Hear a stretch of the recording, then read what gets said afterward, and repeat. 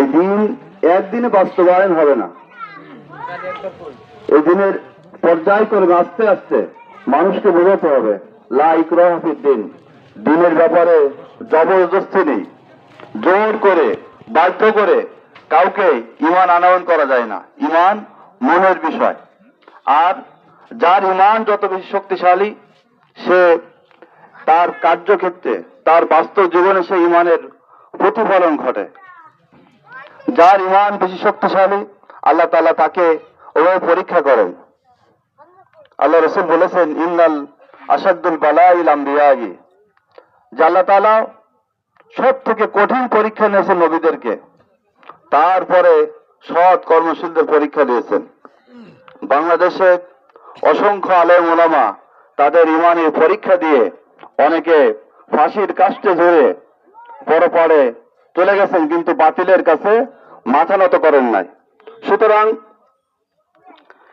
এই 11 দলীয় জোট এদের বিরুদ্ধে বিভিন্ন অপপ্রচার করে এদেরকে দমিয়ে রাখার জন্য, তারপরে কি হচ্ছে যে এদের রাষ্ট্র চালানোর অভিজ্ঞতা নাই,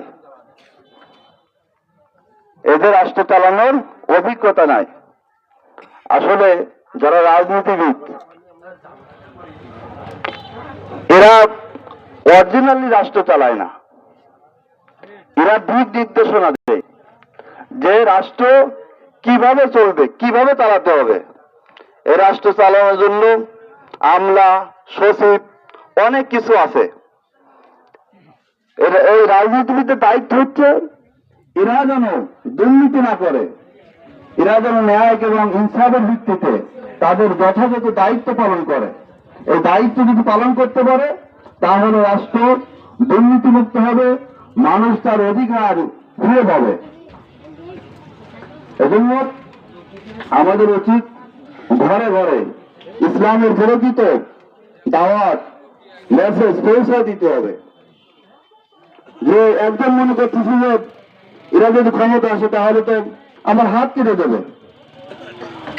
আসলে হাত কাটার প্রশ্ন আসবে না। হযরত ওমর রাদিয়াল্লাহু বলতেন, ফোরাত নদীর তীরে যদি একটা কুকুরও যদি না খেয়ে মারা যায়, তাহলে আমি ওমরকে জবাবদিহি করতে হবে কেন মারা গেল।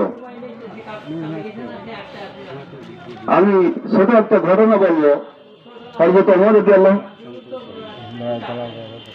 রাদিয়াল্লাহুর সময়ে এক ব্যক্তি ফোরাত নদীর তীরে